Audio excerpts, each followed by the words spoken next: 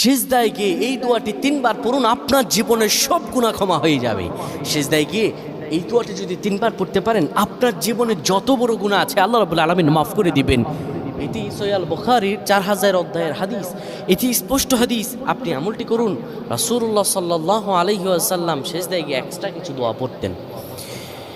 যখন আপনি সিজদায় যাবেন, পৃথিবীর বুকে সবচাইতে আল্লাহর প্রিয় হবার জায়গা, আল্লাহ তাআলার কাছাকাছি যাওয়ার জায়গা হলো সিজদা।